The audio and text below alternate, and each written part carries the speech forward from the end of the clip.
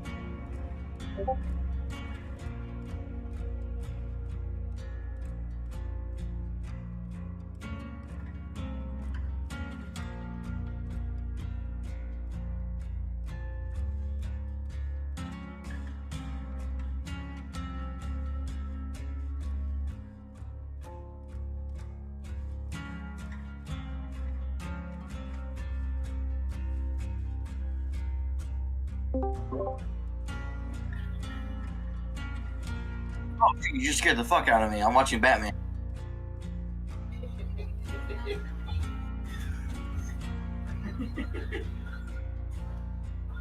One minute I'm watching Batman, next minute like, alright, we're waiting on two. Like, ah! There's an alien in my conversation. Quick, kill it with fire. Hey, how's my audio sound this time, Tooten?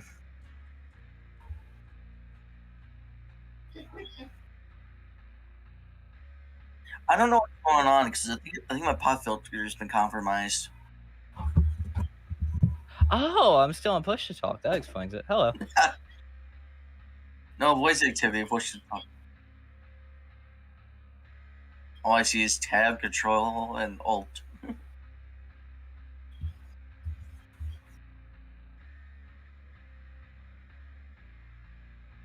They wanted to be weekly, but I'm going to be working next weekend, so I favor a bi-weekly.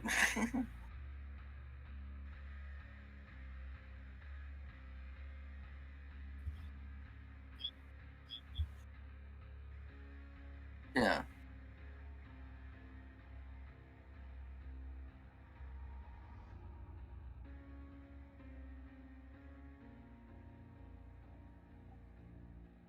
Yeah.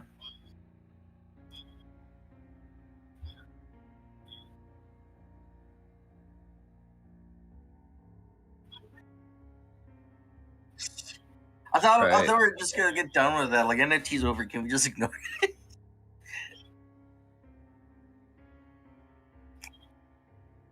Let's talk about the Faz token.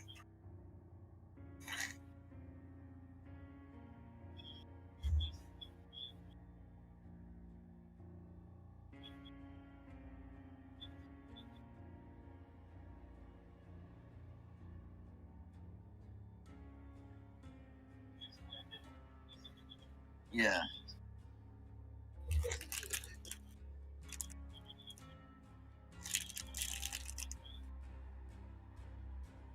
Behavior pissed a lot of people off, not the Dead by Daylight team. There's. Oh, wait, is that what I think it is?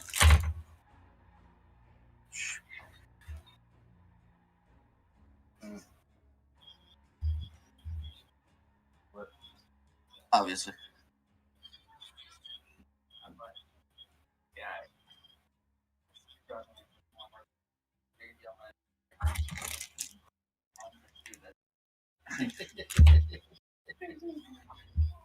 Is everything? Oh hell yeah! Hell yeah! Halloween Kills. That one I've been wanting to talk about forever. I don't know, but I got information that we're supposed to be getting cosmetics sometime in November for it. But it's either November or December, but apparently they're working on the cosmetics. Apparently we're getting the burnt mask. We're gonna get like a little bit of his suit burnt, and we're gonna get like what was the light they used to kill the old woman? It's gonna be his weapon. It's supposed to be a new alpha. I think it comes out. They said November, but I think they're gonna push it to December for them. That way, the movie has time to circulate. So, from what I understand, it might be a set though. So that's a little bumming out. But I mean, you know, what are you gonna do?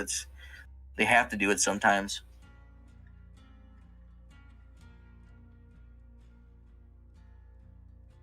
Should we also talk about like the new original chapter? What we think it could be? Because because DVD leaks did show that the next chapter is supposed to be original. Oh, you haven't even seen the Observer's cutscenes yet, have you? For Crescendo. Yeah. Oh, you gotta see that. That's really important. It's literally the first one. Crescendo DVD cutscenes. I have it right here already. I had showed some other friends. Here, I'll put it in the chat. It's literally the first cutscene, so it's really important because it's definitely setting up another story. Obviously, for Tooten's sake, we got to talk about Christine in Dead by Daylight now. Oh, Jesus Christ. And her special Mori vehicular manslaughter. Hey, Venom. No, it's all just You know Augie is playing on the stream, right? Huh? Yeah, yeah. All of our audio is playing. Hey, everyone, you should unsubscribe and resubscribe so it looks like you're a cool guy. Don't forget to like, comment, and subscribe if you enjoyed today's virtual video.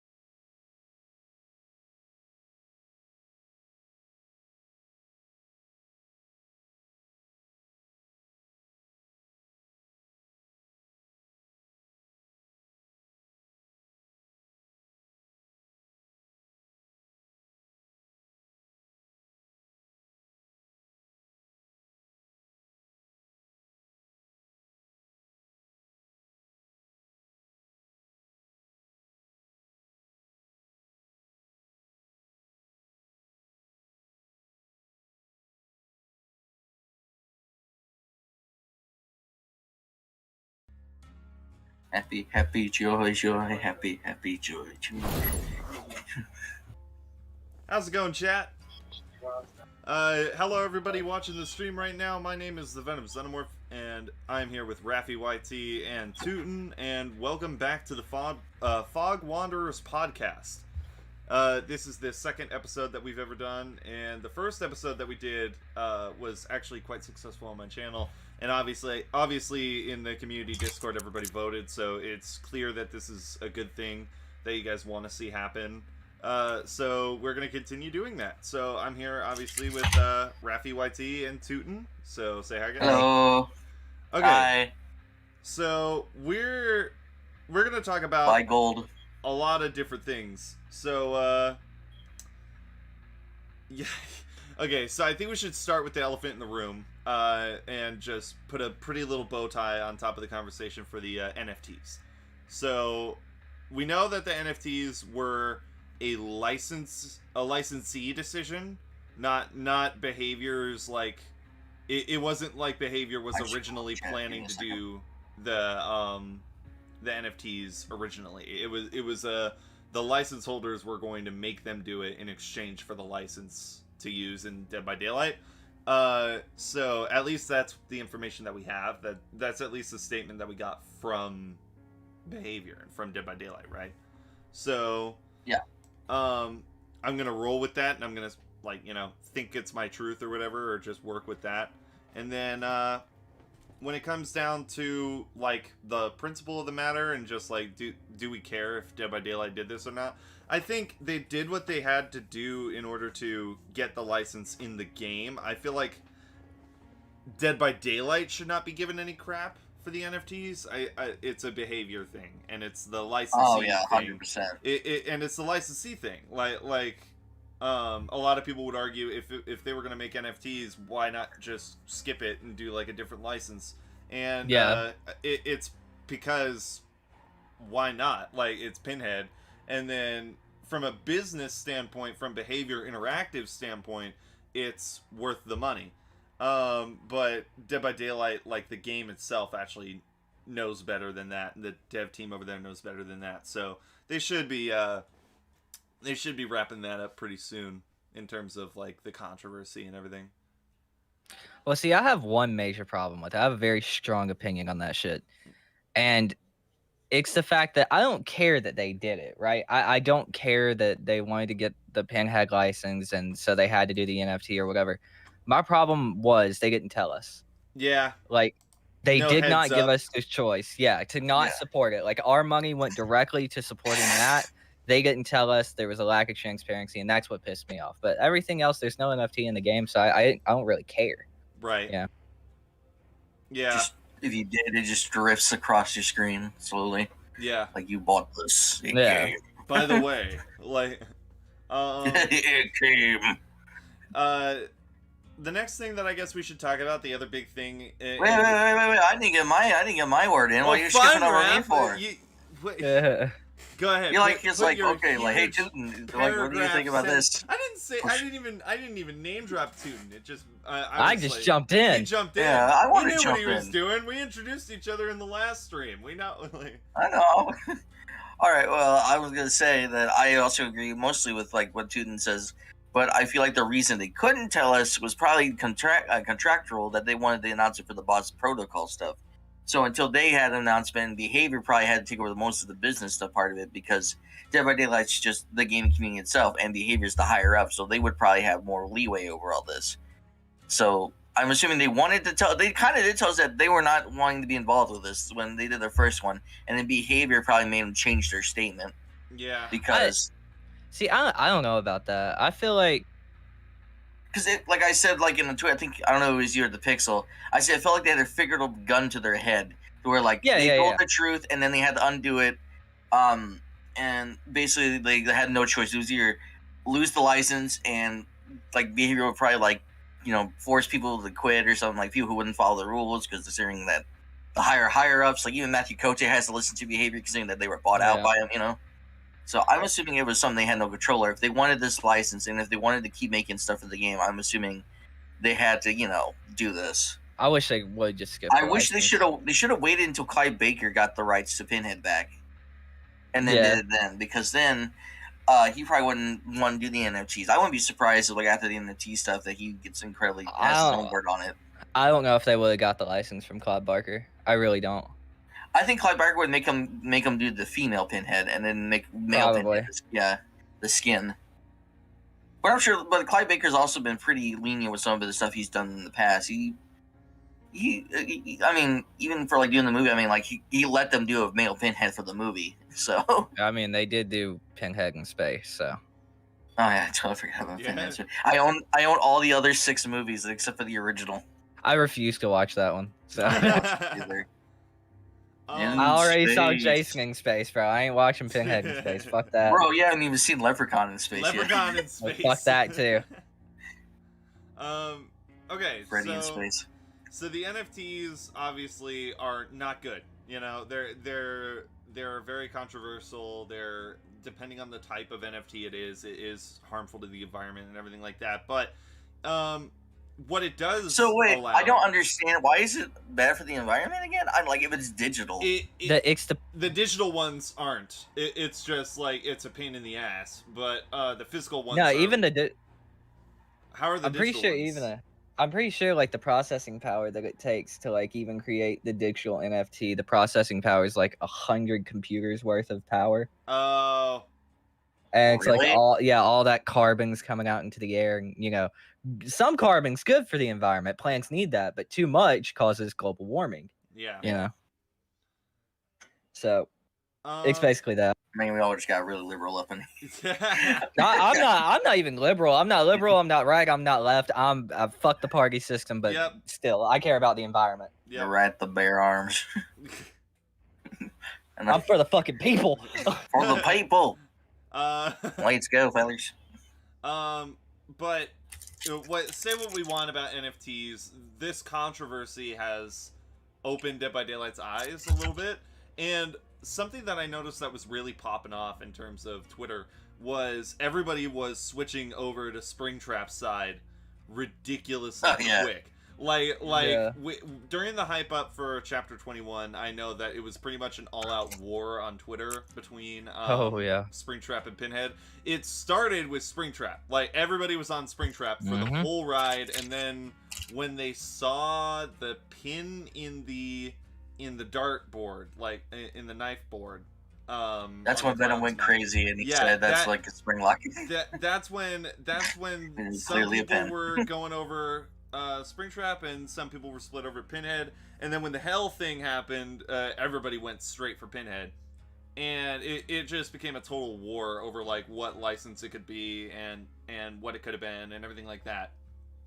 But the fact is, the minute that the NFT thing happened over Pinhead, everybody just went straight over Springtrap again. They were like, oh, this is what we said. Okay, well, Scott would never let this happen. Let's do Springtrap. We're fine with Springtrap again now. So I find that very interesting that's how they changed gears so fast, was because of something so controversial. But Alex. But I guess what the topic is like, how does the NFTs allow smaller licenses to be opened up into the Dead by Daylight franchise and the universe and everything that is tied within? Because we're thinking about stuff like Springtrap and everything like that is like the go-to. This is the popular indie license like that's going around is Five Nights at Freddy's. But there are a lot of other ones that just came out that are really impressive too. You know, A Quiet Place isn't exactly an indie thing, but it definitely is like one of the more original horror ideas we've had in a while. Malignant. Creepshow stuff on Shudder. Malignant. Antlers is that new movie coming out. New horror movie, and that looks pretty good. The monster looks very interesting, like a humanoid kind of... I Know What You Did Last Summer remake looks pretty damn cool, actually. I want to talk about that. It does look good, and they're making a new Scream and everything like that. There's a lot of I saw it in theaters for Halloween Kill. Yeah. That looks... I can't wait to see that either. There is a lot of new horror stuff coming out, and quite a lot of it is indie. Quite a lot of it is indie. Like there's... Oh, yeah, the indie stuff is pretty good. Yeah. Like Ty just said in chat, let's not forget that Saul's doing an NFT next week, so get ready for another DVD NFT. Texas Chainsaw is also doing an NFT here too. Oh God. And keep in mind, I already put this together on stream. So we got the leak that Saul's getting a licensed tome, right?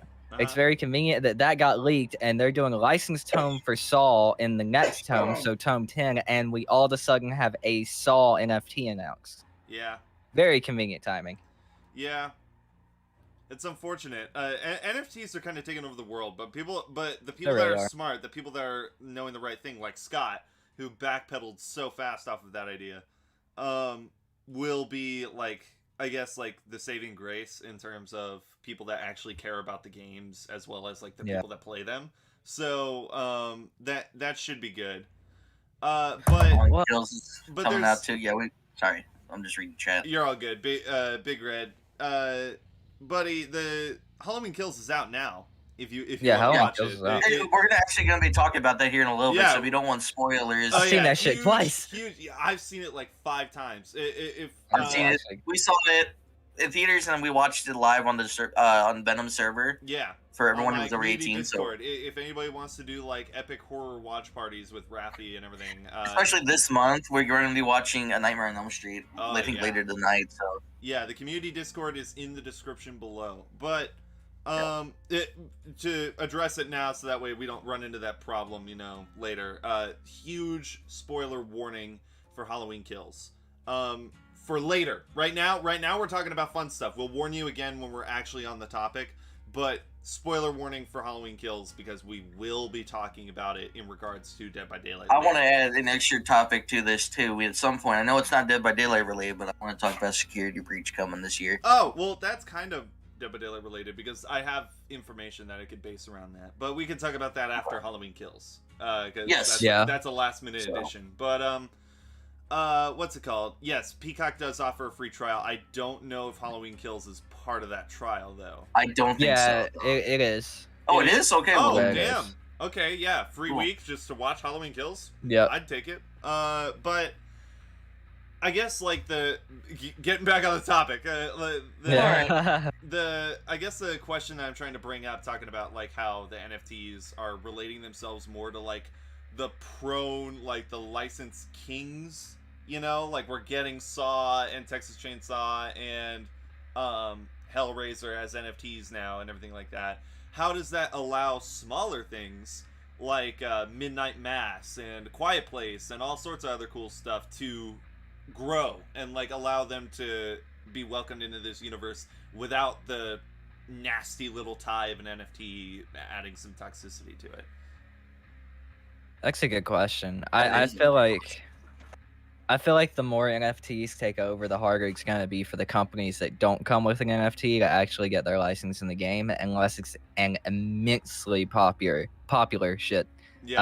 license. Like FNAF or like Friday the 13th. Yeah, or maybe even, Pumpkinhead's kind of cult classic, or Child's Play or some shit like that. But yeah, I feel like it's gonna be very hard. Very, very hard. I'm still waiting for them to add Evil Ash from Army of Darkness as a killer. That's just fitting for the. I wish they would. That'd be awesome. I wish they'd do that, or an actual Deadite or some shit. Yeah, I'd love to interview Bruce again at some point to talk to him about Evil Dead the game, just because how the fuck did they manage to get all of the licenses in one spot? That doesn't just a lot of dick sucking. You're gonna have to get me in on that interview. You're gonna have to get me in there. There's a lot of tallywhacker shucking. But like, what licenses would we exactly want to see in terms of like indie stuff, low stuff? Because I know that we talked about like whatever license we wanted just in the broad spectrum, but in terms of the smaller stuff that really hasn't had time to build a franchise yet, like I guess Finance of Phrase was like an overnight success, so it's kind of a big franchise now, but it's still been made by one guy. Like there isn't a giant ass gaming corporation making all the FNAF games now. It's just like the past two have been made by a VR company, and that's still an indie company. It's not like they hired like Oculus to make those games. But the thing that's kind of like the one that I want to see is some creative stuff like Midnight Mass or something like that added to the game. And I know that's a little biased, but like, wait, there's another movie. What about Parasite? Parasite? I don't know if Parasite would fit in a Dead by Daylight setting. I think I think in its own setting, it would be a really good horror game, but in the 4v1 kind of PvE aspect, I don't know. I feel like Parasite would follow the same principles as The Thing, and people would probably prefer The Thing over it in terms of adding that to Dead by Daylight. So, I don't know how that would work, but I would want something like Midnight Mass or something creepy like that, because The Blob. if nobody has anybody that I'm talking to right now seen Midnight Mass yet? No, I haven't. Oh, no, I have not. It's so good. Everyone knows Mike Flanagan, like the indie horror culture maker in the making. Yeah. Like he's coming up in the world, definitely. Midnight Mass was his first original thing. Like he wrote it and he worked on it. Like everything else that he's made prior to that has been an adaptation of something. You know, Dr. Sleep being an adaptation of Stephen King's novel. Right. Haunting of Hill House and Haunting of Bly Manor were both adapted off of books. But Midnight Mass was something that he was writing since before he graduated high school. And it came out insanely good. It came out so good. And it was such an impressive show. And the monster in it was so simple. Like, I could see them adding it in Dead by Daylight with a sort of like lunge ability, like the Demogorgon with a big cooldown on it. You know, it's such a simple and an easy thing to add to the game, and it would be so cool to see. Obviously, you know, Springtrap is like the big hype. That's the one people want. I know that Schmuckles' Survivor tournament just finished, and it was Shaggy Rogers, and everybody wants the two that they want in terms of the next. Wasn't there like license. a deleted tweet that they talked about Shaggy or something like that? I think, briefly, but I don't. I could never get a screenshot of it. Yeah, I don't think they were ever able to make a deal. Not a solid one anyway, and that's probably why they deleted the tweet, is because it fell through. But it, you know, like smaller stuff like that. I remember talking about the Quiet Place monsters being a really, really good addition, because it is somewhat close to the Demogorgon in terms of stature, and it would make a very new and interesting killer POV.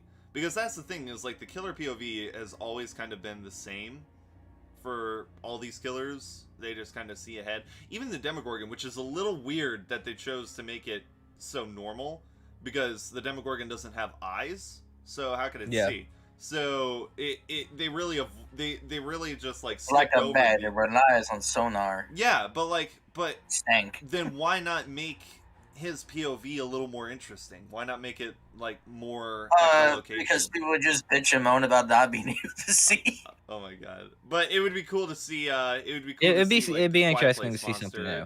I would love to see it as I would love to see it as like a power where you use their vision. That would be cool. I've talked about this on my past couple of theory videos. Real quick, someone in chat said what I was gonna say. Fear Street. Yeah, I would put Slasher from Shudder on top of that. That'd be pretty cool. Oh yeah. But like you were just talking about, huh? What about Last Year the Nightmare? We could do a indie game too. Oh yeah, I mean that would be cool. But like Venom was just saying, I'd like to see something different, man. Yeah, like I feel like the POV's been the same. We've had the same rhythm of like cause it's been we're just now bipedal, slightly different power, you know. We are just now getting a Survivor, which, by the way, I want to say, I take back all the shit talking I was saying last stream about the new Survivor. Because even though we all kind of came to that consensus on the stream last podcast, that her witch aspect of her lore doesn't exactly fit in. Her perks make it work. Like her like she's able to turn a totem into a healing buff. Like, an infinite healing buff, by the way, man. Which is not fair. It's awesome. It's new. It gives power. It's annoying for killer mains. Like, I can already tell you right now, I'm probably gonna have a huge pain in the ass against anybody running that perk. But it doesn't mean that it's not gonna be new. Like, that's a change to the meta right there. That's what we need. But if we're getting a survivor that now has a fighting chance against killers with the buff totems and everything like that, we should now get a killer that is more powerful. We should now get a killer that has some sort of quadrupedal ability, like the Xenomorph or a Quiet Place Monster or something like that. Or a killer that has some sort of a teleportation mechanic, like similar to the new Freddy, and but in a way that's like a little bit more like an ability instead of a perk, you know, like, because that was the thing about Freddy's was a perk. And wait, what do you mean his thing was a perk? The teleporting to a gen, the blood teleport. That's not a perk. That's a power. That's his ability?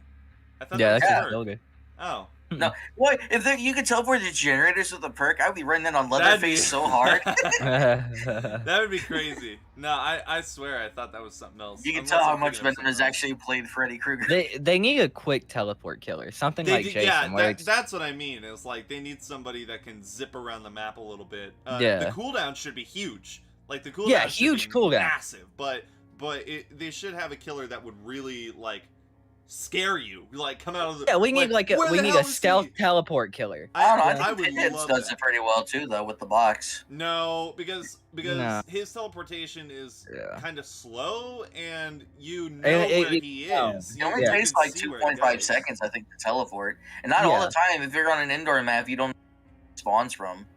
But you know that he's coming. I think what Venom's talking about is something like Jason. You know what I'm saying? So he pops in. He can teleport to like the wall behind the pallet. No terror radius for a second. And just pop around. You don't know he's there. You don't know he teleported. Yeah. Or maybe you get a sound cue, but you don't know that it's on you. You know? Yeah. Like my real and problem with the killers, like this is the only problem with this is that. And people are going to hate me for saying this, they are very survivor-sided when it comes to adding things to the game. Yeah. Mostly when it comes to, like, powers and shit. Because there are a lot of potential where these characters be very powerful. Like, they're already thinking, I guarantee they're already thinking about nerfing Pinhead. Freddy's been bitched about vice versa all the time. And, of course, he got a minor nerf. But he kind of needed it, to be fair, with the same portals. But they always seem to focus on what survivors complain, considering there are more players in the match compared to the killers. Yeah. So the killers are very underpowered, and we're just starting to see some good buffs finally come to killers. Like, I don't know how long it's been since we finally needed this fucking plague buff, but we finally got it. She's ridiculous now, too. Yeah. I know. And it's because I think I really want to see them start to turn the tides.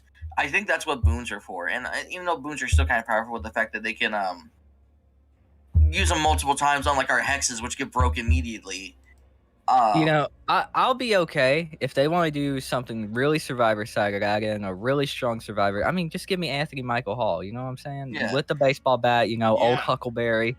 You know, come in, just beat the shit out of all the killers. Good old Tommy Doyle. Yeah. But another thing that's going to also bug is that every time a survivor doesn't like a killer, and this has been having, True's noticed this more than anybody, True Talent. Whenever they don't like a killer, they'll just DC against them, and then when the developers see these DCs, like, well, this killer must be very powerful, or they're annoying to play against, so we're gonna fix them. Yeah. And they're gonna make a killer who's generally good. Like I gotta say Pinhead because he's literally the best we've had in a while for pressure. Where they're able to have like a chain, I'm sure they're gonna nerf his chains, they're gonna nerf his chain hunt, they're gonna do something, and he's not gonna be as viable as he is now. Right. With the recent nerf rate to Wraith, with his 1.25 speed boost when he gets. He can barely do most loops now to get even a single hit in. So a lot of times he's just lagging behind. Yeah. I don't know. In my personal opinion, and this could be controversial if some of you guys like True. I like True. I've been a viewer of True since he played MKX back in 2015, 2016. I love him. I think he's a cool dude, very dedicated, but I don't think he's a good person to listen to when it comes to balance because he's very killer-sided. I'm not a good person to listen to because I'm very killer-sided. Yeah. I feel like a good in-between is like Ox and even Scott. I know Scott's a very controversial person, but... Yeah, but the True's thing about the DC, he heard it, he got it from Otzdurva, so that's the only thing I really listen to him. I don't listen to... I do understand that, like, the lagging behind with Wraith, like, I get it. Like, they should have made, like, 1.110 seconds, and that would be fine, because you're still, like, behind, but you're not so far behind that you're, like, can't guarantee, like, maybe a 50-50 hit. Well, see, that's about it. I think everything in this patch has been beautiful. I'm a terrible person to listen to when it comes to killer balance because I think every killer nerf is completely stupid. They need to be buffing every killer, not nerfing killers, But Yeah. yeah, that's not how an asymmetrical game works. They need Yeah. balance. I just think they've done a very poor job of balancing so far. Yeah. They have. Well, I don't know. This next patch for some of the killers has been really nice, but other than that, yes. I think that there are certain killers that, like, for example, the Demogorgon perk, or not perk, buff that they did forever ago with the rat liver and made the rat liver like a way more useful add-on. Yeah. Was amazing. And that's, I think, all the demo needed, because he's relatively, other than that, he's a relatively balanced killer. I think Demo slept on. Yeah. Yeah. But, Demo is fun. My problem is that he's loud. So like if you can't sneak up on someone even when you're undetectable, like my first video I ever did with him, I called his the video "Honkin' Thumpers" because that's what it sounds like. You're just thumping your feet as you're running around. Yeah. Loud. He's also one of the best chase killers, though. Oh, Like he is. I Oh, put yeah. him in A tier, man, because he Yeah. can end a chase at TLs. You don't have a chance. He's the best shack loop killer besides Nurse, in my opinion. Yeah. Maybe Pyramid Head, Nemesis, but he's just especially with Barb's glasses and Black Heart, he can end chases so quick. Oh, yeah. Definitely. The thing that I want to see is, like, in terms of like a stealth teleport killer, I think that Springtrap would be a killer that they could test that out on, because he is in the games, like, you kind of ruin that in Help Wanted, but in FNAF 3, all the old FNAF games was he would bounce, like the camera would have static and then he's just gone and then he's at another camera. So him having like some sort of stealth ability where he can build it up and then move to like a certain spot that would be like really ridiculously fast, nobody could see it, would be really cool. It'd be a really effective ability. It would help with the jump scare aspect and like bring that over. It would definitely, but the thing about the only thing that's complicating about Springtrap at the moment is security breach, and we'll get back into that later in the stream. But the only thing that's complicating about the character at the moment is security breach, just because we don't currently know the final fate of the character. So when that game comes out, it should give a good wrap up of the character, and it should allow him to be more viable in the game. But that's mainly if the devs choose to use him. I know that a lot of the devs that were kind of toxic to Springtrap and Dead by Daylight actually have already left that team. Like, they're no longer working on Dead by Daylight. So the chances are definitely high. But I do want to see like a new killer. We do need something new. Nemesis, Yes, I thought, was gonna bring something new, and Yeah, the zombies, Yeah. I guess, is new. Like the Well, they also AI, nerfed the zombies, didn't they? For the AI. PTB, there were like 3 of them on the map, and they reduced it down to 2. yeah, the AI aspect, like the computer just deciding now, okay, we're gonna screw with the players even more, like that. We're gonna that sit in was- this corner of this map and get stuck here and never move. Yeah, I don't know, man. I've seen some zombies be absolute fucking men. You know what I'm saying? Yeah. I had a zombie one game that was literally on a hook. So what I would do is I would hook somebody on that hook, and they would go over there, and he would just infect anybody who touched it. What I used to do as a Nemesis, because when I was grinding Nemesis, I would level up that perk to maximum, the one where, like, if the last generator's done, the zombies respawn behind the gate. in the add-on. Yeah. I would literally, like, spawn as many zombies possible on the map. I don't remember I don't remember if it was an add-on thing or what. I think it was. And determining like how many zombies were actually on the map, because I know that the base is 2. But I would basically use whatever I could to get the most amount of zombies on the map, and then just keep them until the end of the game. And when the last gen got done, I would just go and kill them myself. Like, I would go over and punch them myself, and then You're a looseless sack of shit. yeah, and then when the survivors would get to the gates, I would be whipping them as the zombies would get them, and it'd be an instant down. It would be so perfect. Smacking them around like Ren, Hoek, and Stimpy. Yeah, You idiot! I've actually yet to use that add-on for him. I always use Marvin's Blood because it makes gaining infections so much easier. Oh, it's amazing. Yeah. We're almost out of them. I gotta grind up more of them. Yeah. But let's go ahead and move on to the next topic. In terms of the Predator. Yes, let's talk about Predator. No. Yes, let's talk about Predator. Now, we're gonna talk about Halloween. So once again, another spoiler warning in case you haven't seen Halloween Kills. This would be the time to take a break. We'll obviously go back to a different topic when Halloween Kills 5 is over. But right now, we're not gonna allow any new guys to the movie get spoiled. So spoiler warning, you have been warned. Halloween Kills was fire. Halloween Kills was amazing. Really it was great up until the end, but we'll talk about that later. I like the end. I like the end. I like the canonical end that's gonna be on the Blu-ray. Yes. What do you mean That's canonical? That's not supposed to be okay. canon? Major spoiler alert. Already big spoiler alert for the end. All right, so at the end, I'll give everybody like 5 seconds. You guys know spoiler alert 1, 2, 3, 4, 5. All right, there you go. Anyway. So at the end, I originally thought it was a dream sequence, right? Like when everything happens, Karen hallucinates 6-year-old Michael, goes up there, it's a hallucination, she's dreaming, nothing happens. Well, David Gordon Green has said the canonical ending that they decided to not put in the theatrical cut that will be on the Blu-ray shows that it was real. Laurie is in the hospital trying to call Karen. Michael picks up the phone a la Halloween 1, and all you hear is breathing.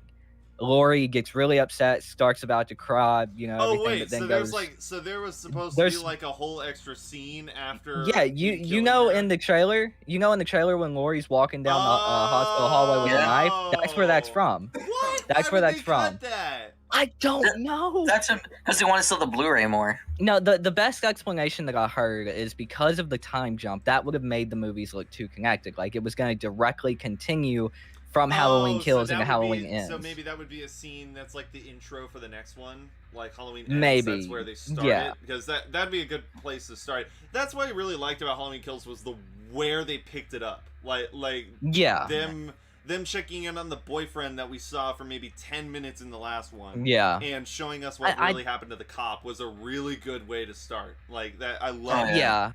Hawkins, I don't really like that there's gonna be a fucking time jump though, dude. It's like 3 years after that, like 4 years. Ended that night. It's a 4-year jump. It's gonna end up in 2022. Yeah, it's gonna be in the year the movie releases. Oh my god, that's horrible. They had something amazing with this continuous night. I don't care if it's years apart and it's going back to the same night or whatever. It fits. It works. Do the trilogy all on the same night. Have this shit go crazy and then kill Michael Myers. Yeah. That's what I want. No. I don't know. For what it sounds like, they might not kill Michael fully because that's what they want to do more. Honestly, I think they're gonna kill Michael at the end of Halloween. I think they're gonna kill Michael because the thing is the franchise itself, like the license, is eternal, right? Like there will always be something Halloween forever because it was just that good. It was that. Even much if it is the Rob Zombie films. Yeah, but Halloween 1 was good. We're still gonna get Halloween stuff in the future, but in terms of ending the canonical story from start to end, from the original to Halloween Ends, I think that they would have to kill Michael because just please fucking end it, man. We had to talk about this on the server last night after the movie. We wanted the movie to end that they should have actually killed Michael Kills, and in Halloween Ends, what they should have done is showed the aftermath of everything. That is honestly what I was thinking while I was watching the movie the first time. I was sitting there. I think I said it out loud to my fiance. I was like, I bet they're going to kill Michael in this movie. Yeah. And I bet Halloween Ends is going to be the aftermath and people recovering and maybe even like a setup for a future movie like they were going to do with Jamie Lloyd in Halloween 5, Yeah. But then that got axed. So it could have been like Karen or Allison losing their mind. It kind of like how the end of Halloween Kills looked. Like Karen looked like it was going to be a direct setup and they were going to reset up Halloween 5 and Karen was going to be Jamie. Yeah. So I thought they were doing that, but then shit went nuts, and I guess Michael was supernatural again. Yeah. Yeah, Oh, with no, every I kill, love he that. transcends. I loved that so much. Like I gotta give credit where credit's due there. The whole character arc with Michael was the fact that he couldn't die, right? Like you saw the crap get beat out of him in the original. Like he got stabbed in the eye, he got shot 6 times, like completely Stabbed in the unloaded, neck.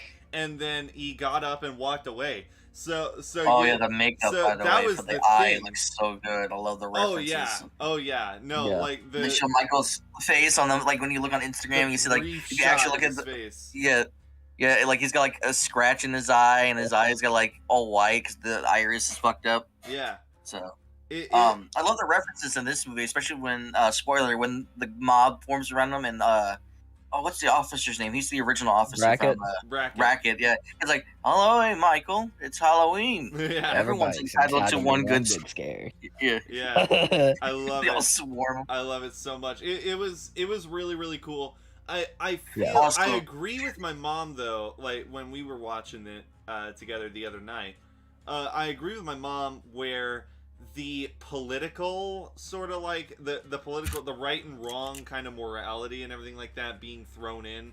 I don't think that belongs in that kind of movie, but it worked. Like it worked here because it wasn't like, oh, the mayor's making us do it. Like it wasn't a straight up political message. It was like Michael turning the town against itself.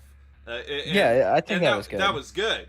But like, I wish it made a little bit more sense. Yeah, I wish that we could get more context for the effect of that. Everybody kept telling me when they would watch it, they would be like, how the hell could they not tell that wasn't Michael? And I'm like, well, yeah, the mob had no idea what Michael looked like after 40 years. So they showed his face on TV, but they didn't identify either patient as like that I found a little annoying. Like that's the news's job, is to tell you who they are, right? So it comes from like people who like us who work with news stuff that we're supposed to give that information. Like this is this. You're showing, oh yeah, here are 2 patients, and you don't tell us which one's which. So like, how are they going to know what's Michael? Also, Michael's not going to be fat. Obviously, he's supposed to be like what 6 feet something tall. Well, actually, funny enough, I found out. And this is something I had no clue about. Did you know that in Halloween 1978, how tall would you expect Michael Myers to be? You'd think like 6 foot, 6'2", 6'3". I think he was would think like 5'9". He was 5'10". Oh. Yeah, I was gonna say. Nick Castle was. Yeah.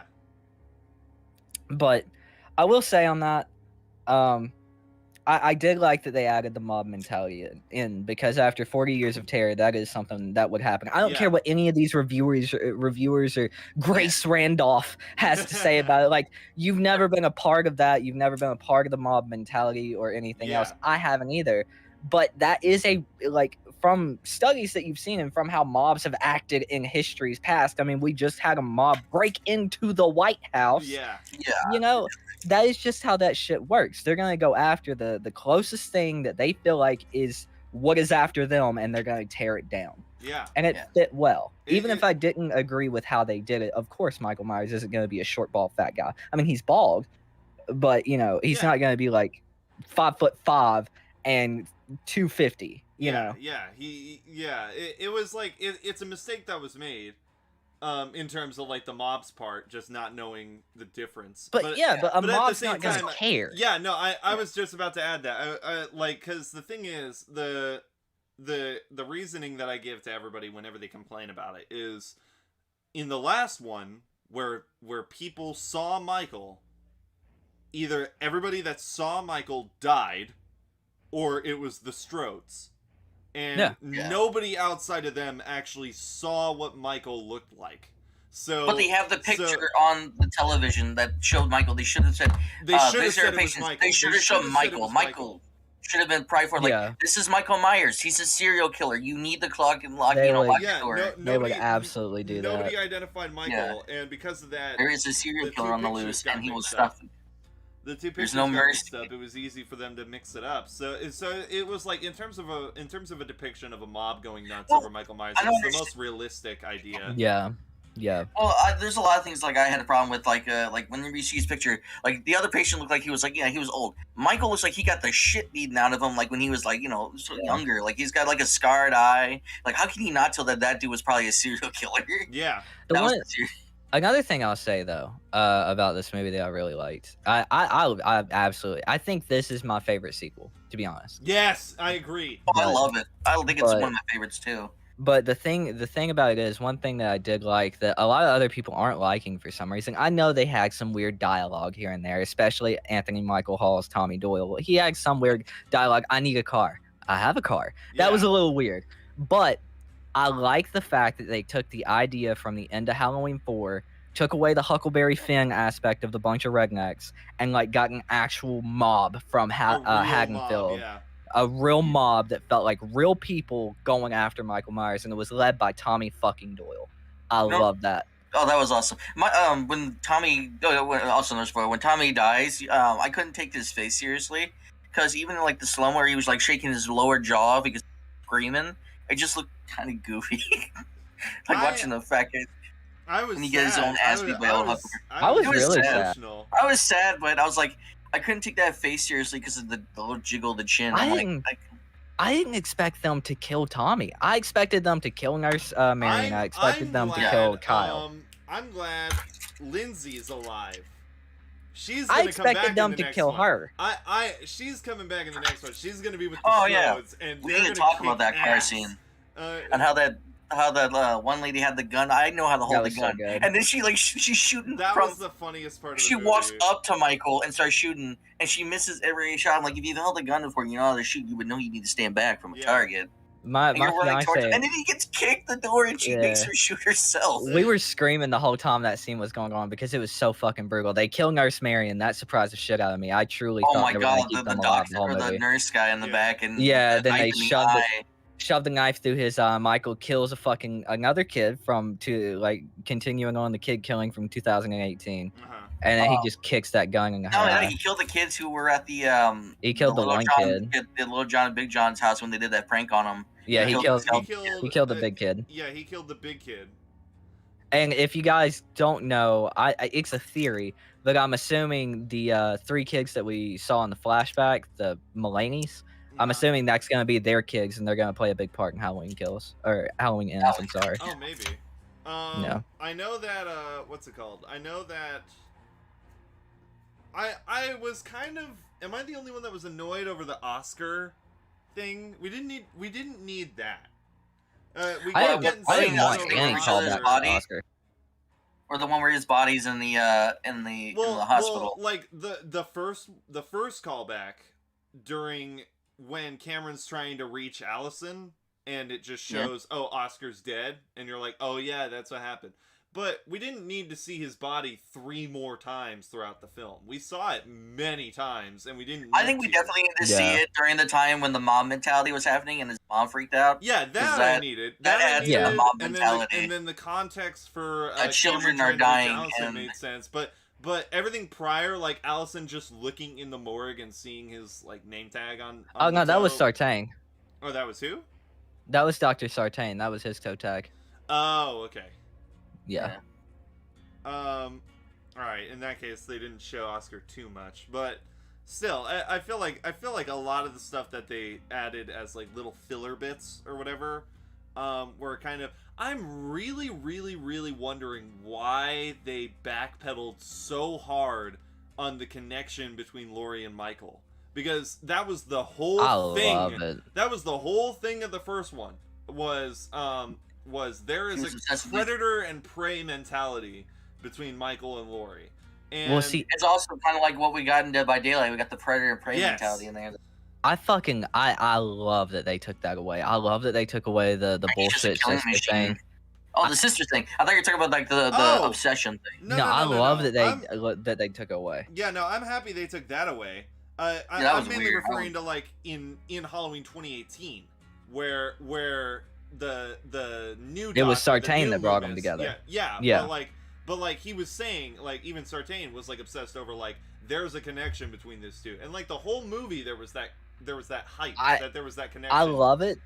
I love it because they play it as the writing. The idea was there's no connection. All these people are trying to bring 2 characters together that have no connection. Michael doesn't give a shit Yeah. about Laurie. He is a random killer. That is the most terrifying thing in the world. Someone Yeah. who has no method, no reasoning, he is on a warpath back to or just to where he wants to go. He doesn't give a shit if it's Laurie Strode. He doesn't give a shit if it's Annie Brackett, Linda, Bob, Oscar, everybody he's killed. The 2 old people in the house after he got out of the firefighter scene. Like, he doesn't care who it is. He has no obsession with Laurie. Laurie has the obsession with Michael.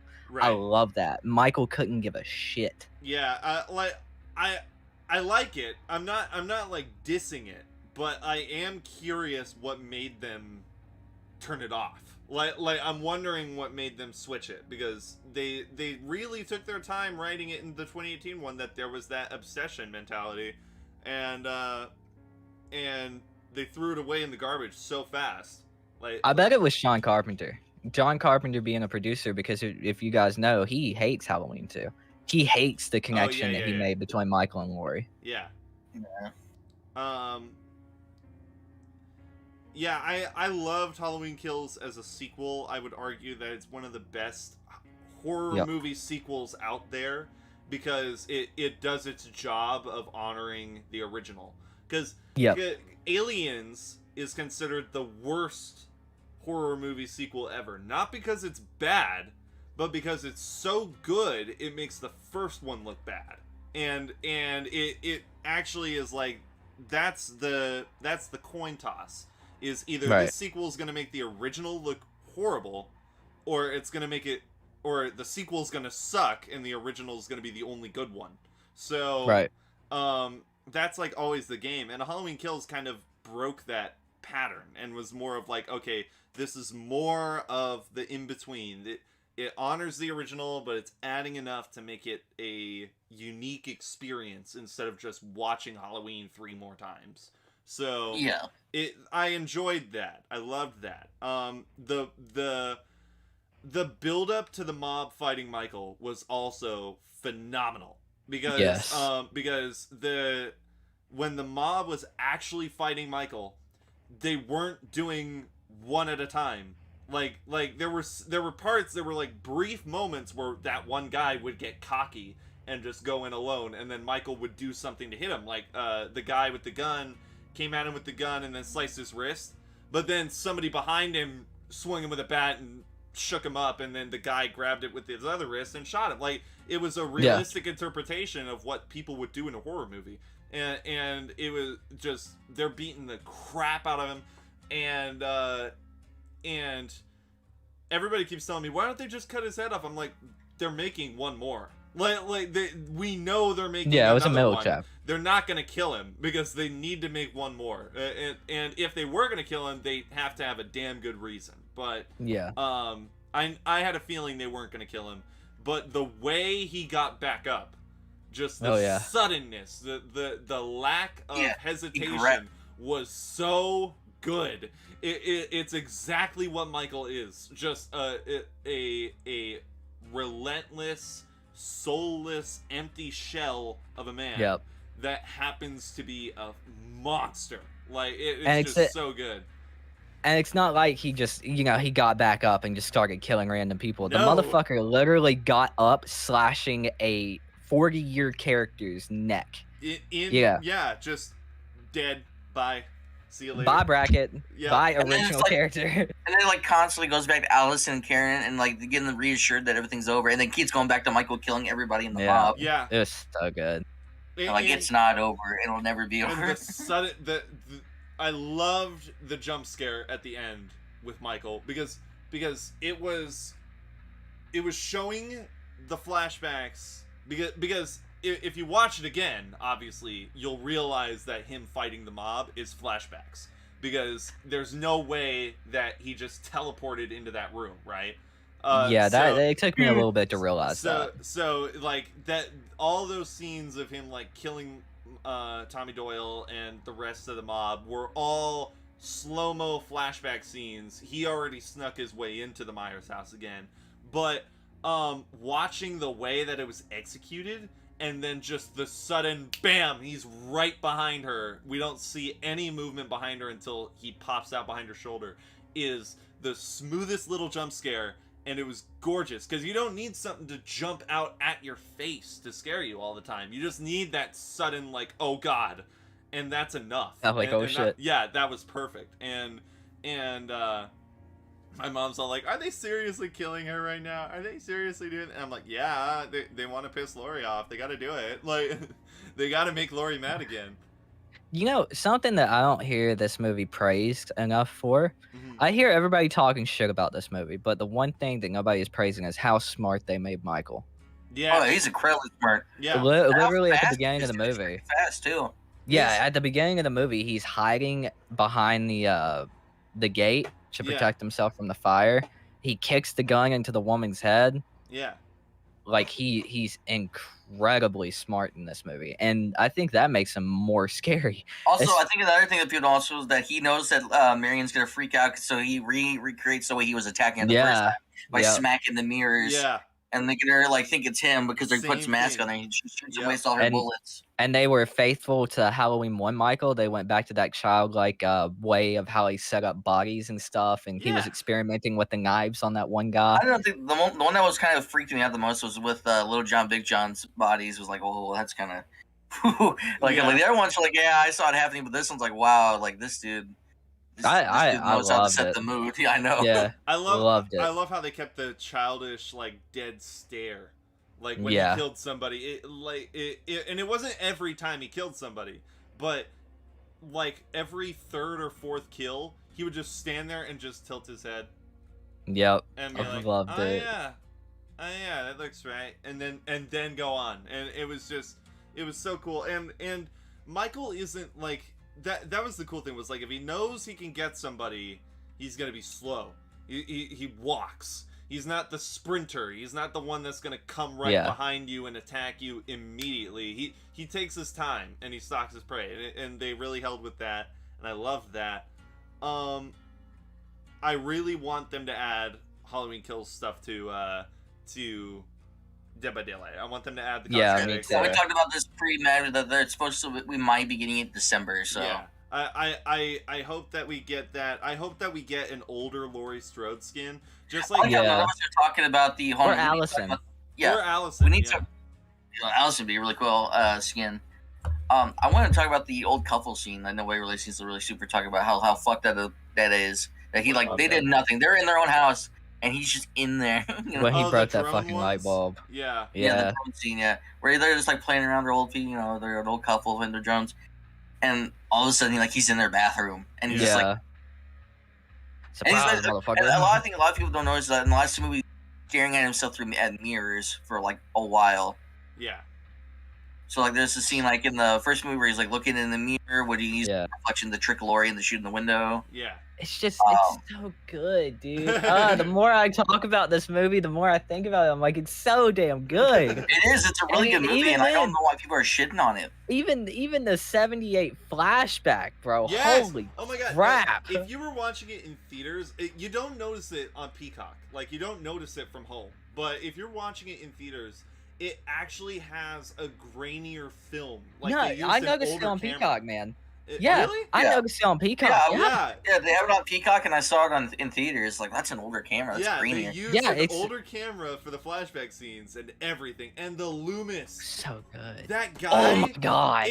I have news for you. It wasn't a deep fake. That was a guy 6-piece was his prosthetic. first. No, it wasn't a prosthetic either. That was a costume designer for the last one.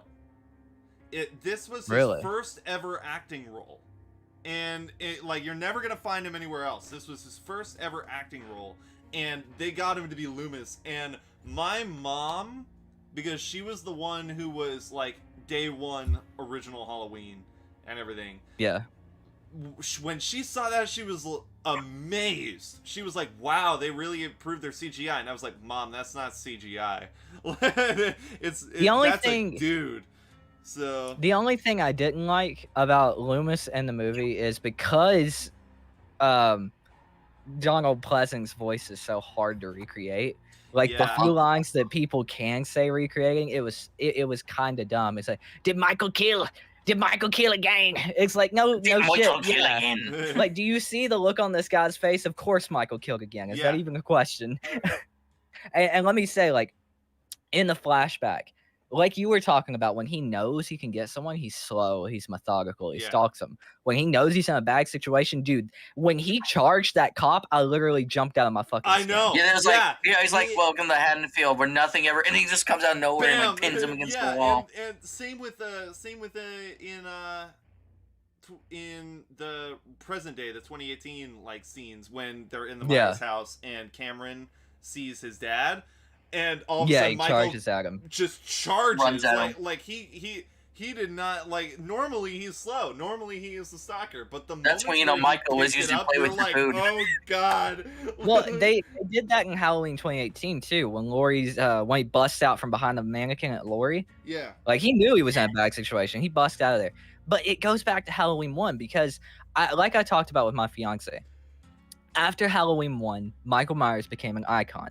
They took what made him scary and popular from the first one and amplified that. So as it went on to 4, 5, 6, Resurrection, H2O, we don't mention H2O in this house, so Resurrection.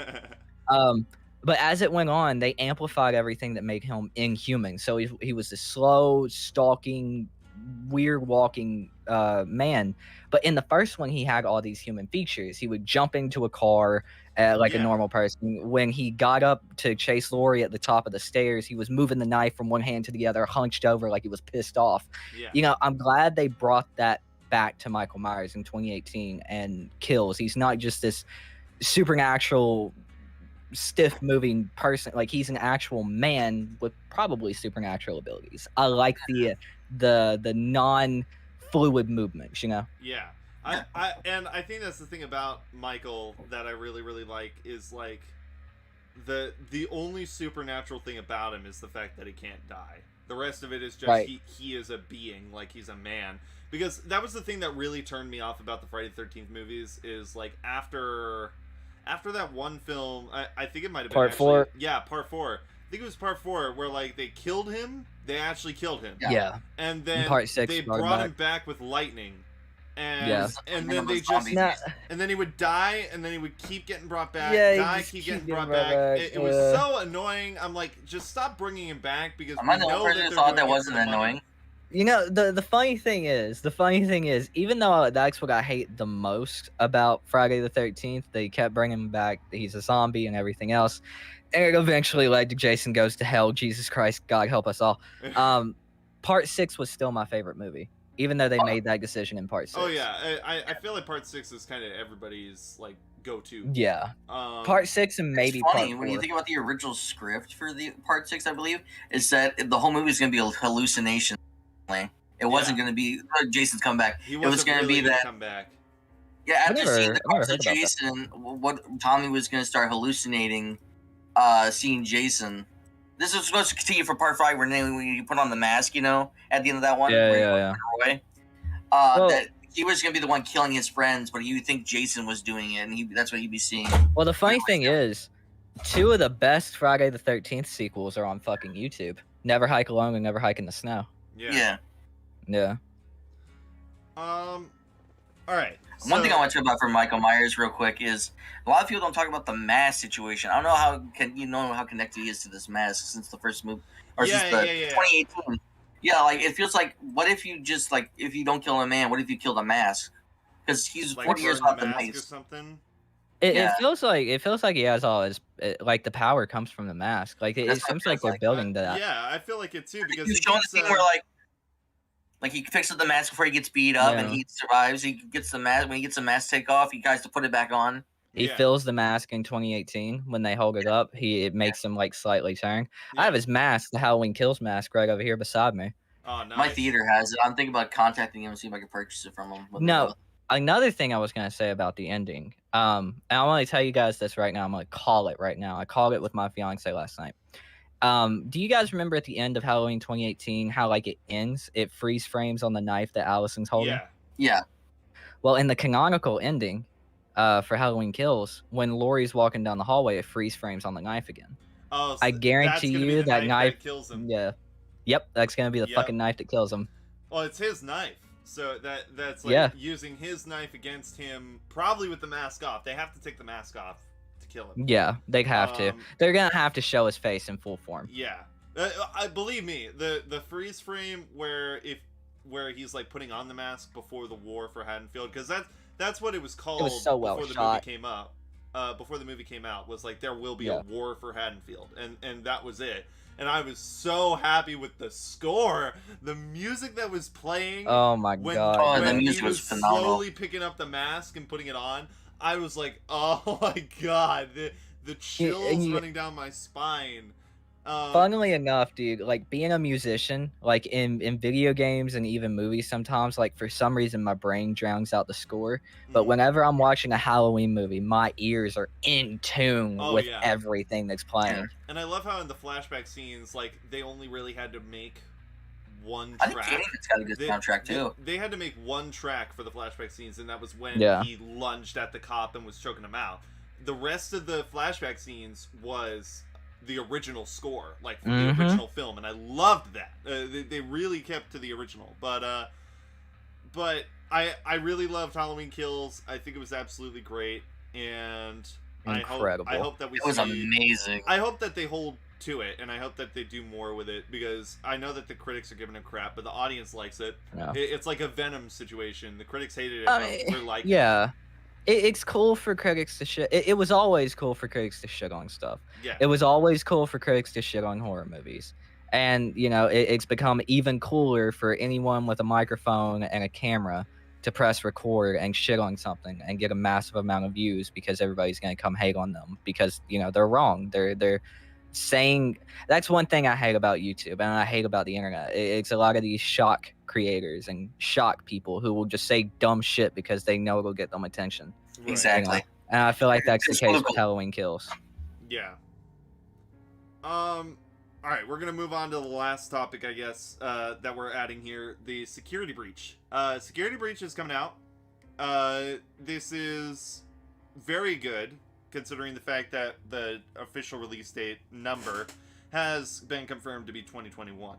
So it's either going to be November or December. I'm guaranteeing you it's November. It's going to be a Black Friday release. Did someone die? Is someone okay? I heard a thud. What was that? No. I'm in a work group text, and so they text. Oh, okay. So the new Finance of Phrase is coming out, and a lot of people have been asking me why I haven't been making videos on it, and it's mainly because everybody else is. I'm waiting for there to be something that I could actually bring attention to. Like, I might start doing Midnight Mass videos pretty quick here, because there's a lot of stuff people are missing in that show. But, Security Breach... How about that?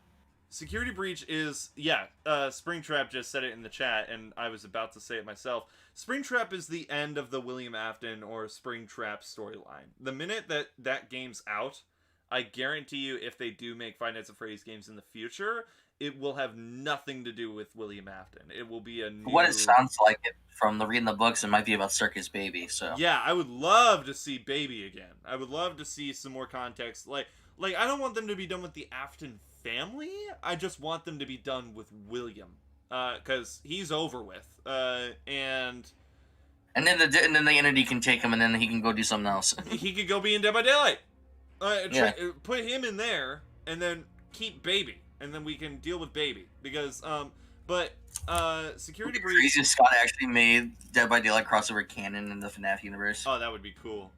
But Security Breach is definitely going to be the reason why we won't get Springtrap anytime soon, is because he's waiting for that, because that is the dramatic conclusion of that character. This is the end of William. So we're waiting for the end of William. The minute that's done, I'm sure that Scott, or whoever he now chose to be in charge of the license, because remember, the Scott controversy was happening to the point where he had to retire, and that's sad, but we didn't get anything from Steelwool until way later, and I'm assuming the only reason we got that was because somebody stepped up. Like, somebody's filled that spot that Scott left. So, I think that whoever's sitting there now knows that this is where we wrap it up. What are we going to do with our favorite characters now in the future? And Springtrap's the only one out of place. Springtrap's the only character that they haven't touched yet or haven't used in anything, and they're going to use him, I think, in Dead by Daylight. They should, anyway, because there's a ton of demand for it. Oh yeah. Twitter's going off on it. Daco, I remember interviewing him way back when I came up with my concept, and he emailed Scott on stream telling him, "Hey, this is a big deal," and it's big, so it's gonna happen. It's just a matter of when. And I think Security Breach needs to circulate, so we probably won't get Springtrap till around 2022, early or late 2022. But I don't mind whatever Dead by Daylight has to offer in between that, though, because I know that there's going to be a lot of stuff that they have their eyes on.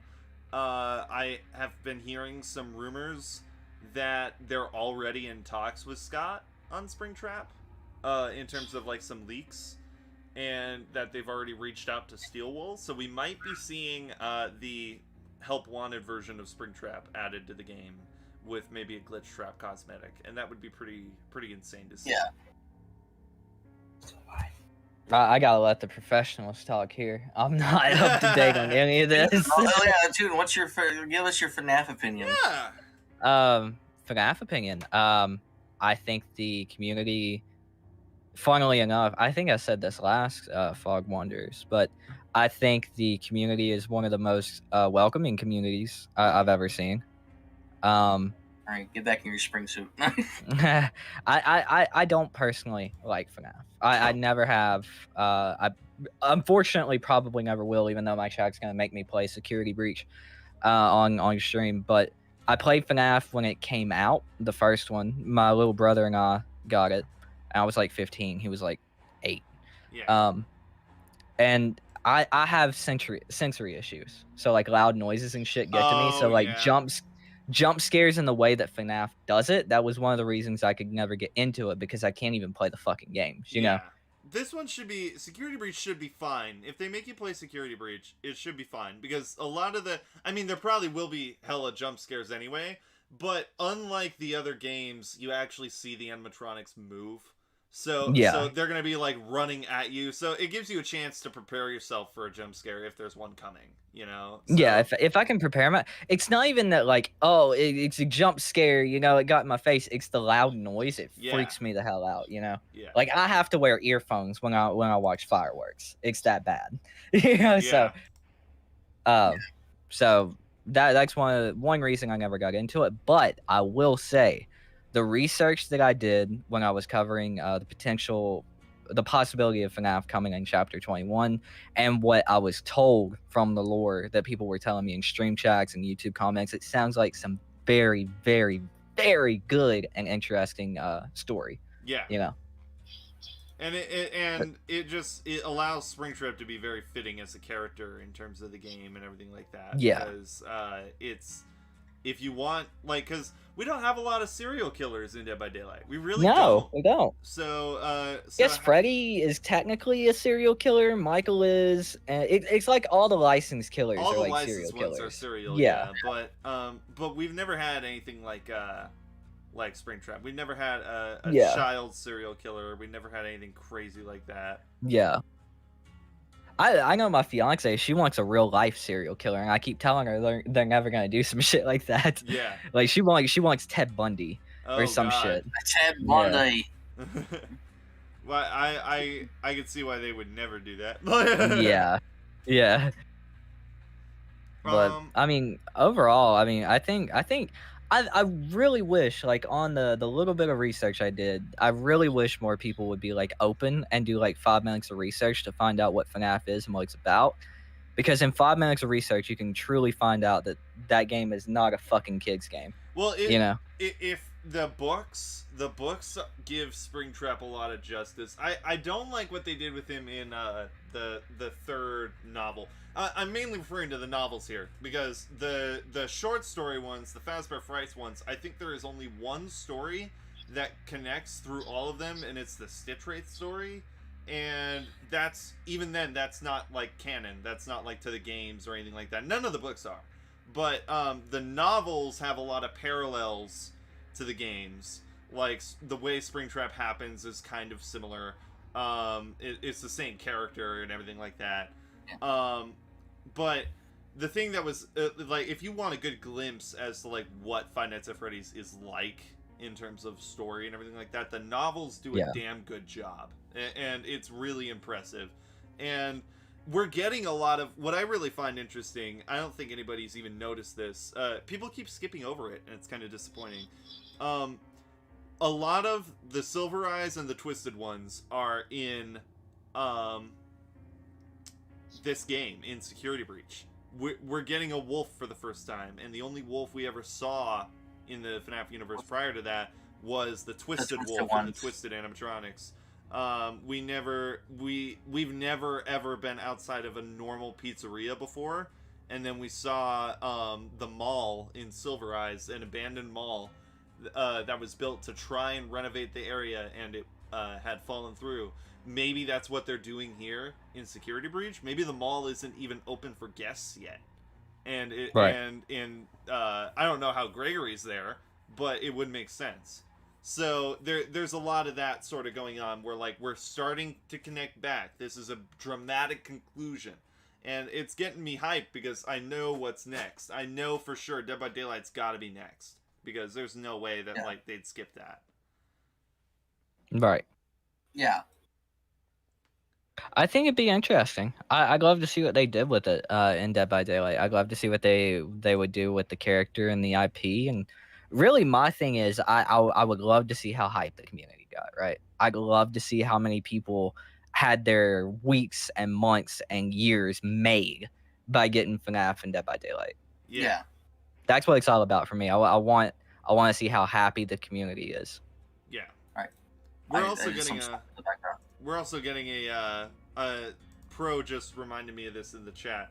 We're also getting a new set of Fazbear Frights books that is going to be based off of Security Breach. Like, I think it's Stories of the Pizzaplex or something like that. And it's going to be based in the mall. So I'm curious why they would do that. Because I know that there's supposed to be a hella large amount of animatronics in this game. Because other than the main titular ones, like Freddy, Chica, and the other ones, Bonnie is supposedly in the game too. He just hasn't been shown yet because everyone thinks that like Bonnie would be too much of a spoiler for whatever William Afton comes back as. But it's pretty obvious that those characters are going to be there.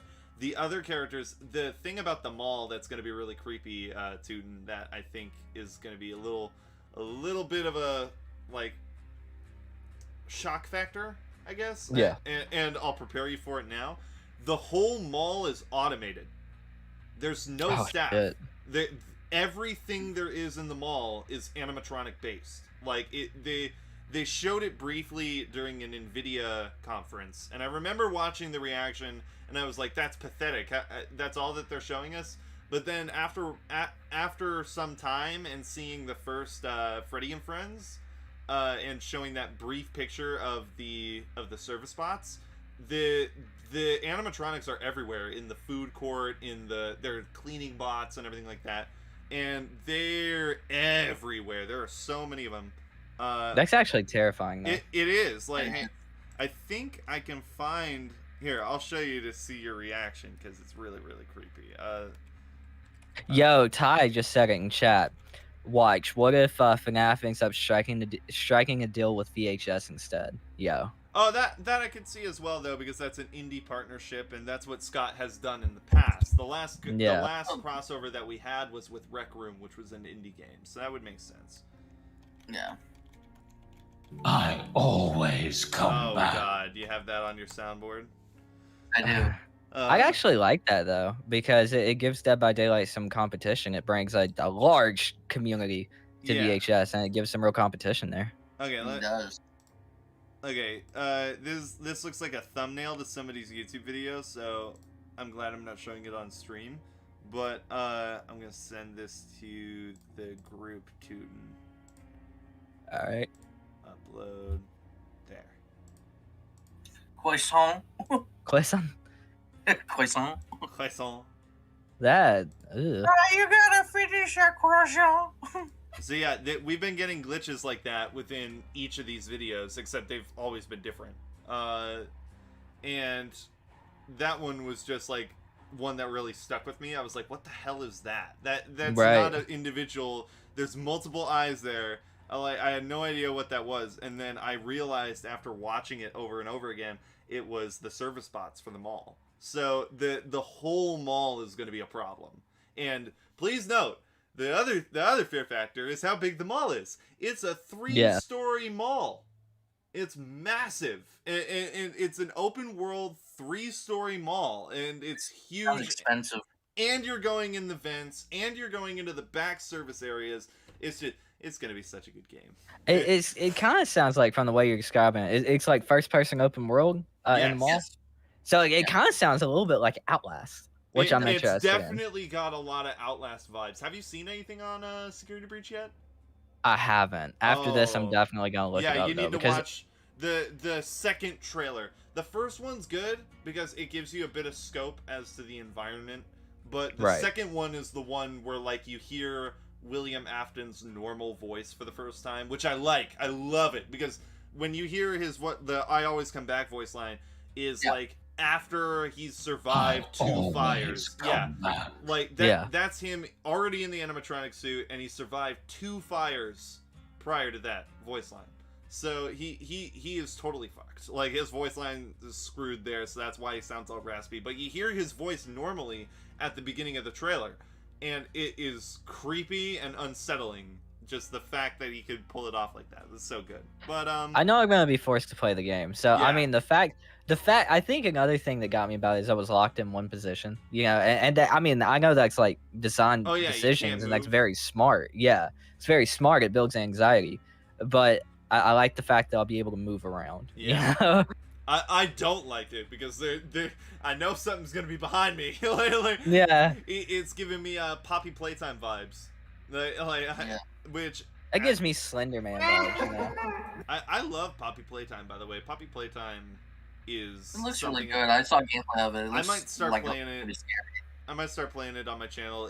It looks like the new Bendy, because Bendy I feel like kind of died because they still haven't done anything on Dark Revival. They haven't said anything, and it's annoying. It'd be one hell of a game, yeah, no. But this game, Poppy Playtime, is doing the exact same thing Bendy did, which was release the game in chapters, and it looks good, and it's definitely like one of those butter smooth kind of games. Like it looks like it took a lot of time to make it. So I hope that Poppy Playtime's good. But is there anything else that you guys want to talk about or say before the stream wraps up? I do. I got things to say. What, Raph? I gotta say, I still got a lot of tabs of monkey porn open. What do you think about that? God. What the fuck? Subscribe to Soup. He's awesome. Subscribe. So, go ahead and like and subscribe my channel, Tooten's channel, RaphyYT's channel. Please, I need viewers. I'm dying. Help me. Jesus. Everybody, I don't normally check ask out for everybody's free. channels. I'll put their links in the description below. If you guys enjoyed this Fog Wanderers episode, please keep subscribing and notifying your subscription tab to be able to make sure that you get updated when we upload or are ready for these kinds of videos. As you guys voted, it's gonna try to be a weekly thing. So I'll try and find guests to have like rolling through and special people that we can add for. I brought a guest in. We just gotta set it up. Tooten picked him out. He's a pretty cool dude. Okay, good. But yeah, he's already in the server. So sweet. All right, but if you guys enjoyed, leave a like and subscribe down below. And as always, I'll